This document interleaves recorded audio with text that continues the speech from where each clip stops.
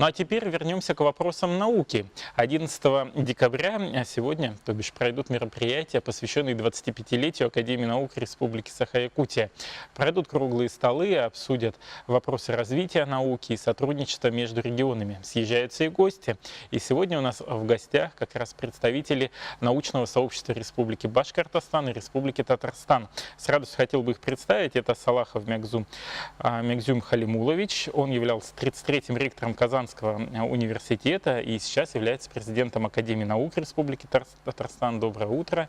И Гаязов Альфис Суфиянович, президент Академии наук Республики Башкортостан, в недавнем прошлом министр образования данной республики. Доброе утро. Доброе утро. Ну, первый же вопрос. Первый ли раз вы в Якутии? Если да, то что вам понравилось?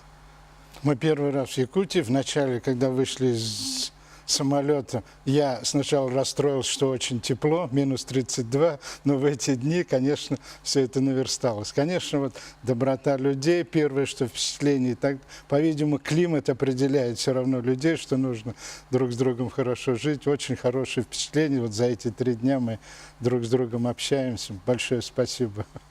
А удалось ли попробовать, может, национальную кухню, посетить какие-то учреждения образования, научные учреждения? Да, я тоже первый раз в Якутии, но приятно был поражен тем, что здесь имеется, и такие отношения и к гостям, и между собой. И за эти 3 дня, да, на самом деле мы успели посетить очень многое.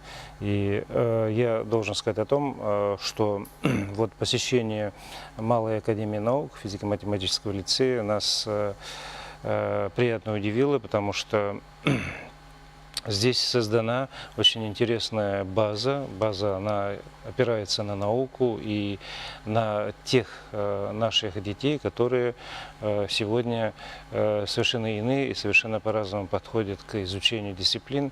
И не все так просто удается, потому что соединить науку и образовательный процесс не так легко. И то, что здесь нашли свою модель развития такого образования, нас приятно удивило и порадовало. А вот что-то подобное было в Республике Башкортостан или какие-то иные формы? Есть иные формы, и в принципе в регионах есть такие формы, но каждый регион стремится найти свою именно модель, и то, что мы здесь увидели, на самом деле достойно вот того, чтобы повторить даже в других регионах. Конечно, я бы добавил, вот, кроме того, что вот эти академии наук мы посмотрели и так далее, университет. Конечно, вот мы с вашим ректором Михайловым мы в 2010 году вместе делали концепцию. Я был ректором Казанского университета, докладывали у Медведева, Дворковича, уставы, тогда приняли указ президента было о создании вот этих университетов. И вот за эти 8 лет, конечно, вот ваш университет, казалось бы, наш университет 215 лет, один из старейших в России, наверное, второй после Московского. Но тем не менее, и меня вот как физика вчера удивили вот эти лаборатории, инновационные идеи, инновационные вот эти кластеры. Мне просто было очень интересно, особенно в области оптики. Сам я как раз оптик, нанофотоника. И, конечно, вот это развитие, молодые ребята, как они горят, глаза у них горят. И мы как-то говорим, что сейчас упадок, сейчас уходит. На самом деле вот видно, что люди интересы, все такое.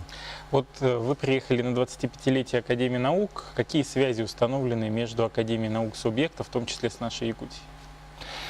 Мы долгое время общаемся. На самом деле 25 лет – это и малый, и большой срок. За это время произошло становление региональных академий. Мы нашли свой путь развития. И вот говоря о деятельности Академии наук Республики Саха, я должен сказать о том, что здесь тоже выстроена очень интересная линия, схема работы и содружество представителей науки всех отраслей. Сегодня все вот эти региональные науки являются центром консолидации сил, центром интеграции всех начинаний, и Якутская академия тоже именно вот в этом тренде. И наши академии объединяют договорные отношения еще Задолго до этого мы подписали договора о взаимном сотрудничестве, и эти договоры, они имеют очень широкое поле применения. Это и подготовка специалистов, это и обмен специалистами, это и оказание какой-то научно-методической помощи друг другу в тех областях, в которых это надо сделать, ну и еще другие отношения. И мы высоко ценим сегодня деятельность Якутской академии и говорим о том, что здесь есть настоящие ученые, здесь есть хорошая база, здесь есть хорошая организация научной деятельности. А вот были какие-то совместные исследования? Вот я слышал, там в области генетики. Да, не только по генетике, по гуманитарным наукам у нас очень хорошо развито. Но раз вы генетику вспомнили, что да, на самом деле здесь у нас очень интересные исследования. Наши ученые, академиком Хуснудиновой Эльзе Камилиной подготовлено несколько человек. Одна докторская работа защищена и 4 кандидата. Налаживаются очень хорошие мосты, создаются очень интересные мини-лаборатории, в которых происходят такие тонкие исследования в области генома человека. Я бы хотел добавить к тому, что сказал Альфис Суфиянович. В самом деле, создание этих академий 25 лет назад в Татарстане, в Башкортостане, в Чечне, оно сыграло огромную роль. Мы не в противовес Российской академии, мы честно сотрудничаем. У нас как раз область действия та, которая фактически не покрывается Российской академией наук. Все, что связано с регионом, все, что связано с гуманитарными исследованиями, с историей языка, развитием, филологией и так далее, региональные проблемы. И последние особенно годы у нас очень тесное сотрудничество с Российской академией. Нас приглашают на президиум Российской академии, разговариваем, обсуждаем наши проблемы, поэтому... А вот сейчас можно смело говорить о каких-то приоритетных направлениях развития науки 21 века? Возможно, исследования самые актуальные, в какой области науки могут быть?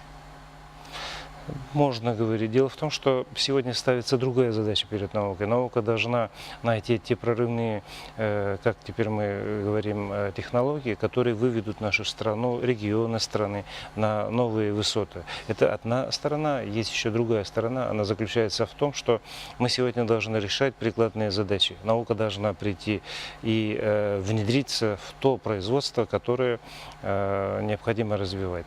Поэтому, да, эти новые требования, естественно, и по-новому заставляют думать и науку. Конечно, требуется, как сейчас модно говорить, прорывные технологии во всех областях. Но это, конечно, связано и с цифровизацией, и экономики, и всей жизни. Это, конечно, робототехника, искусственный интеллект.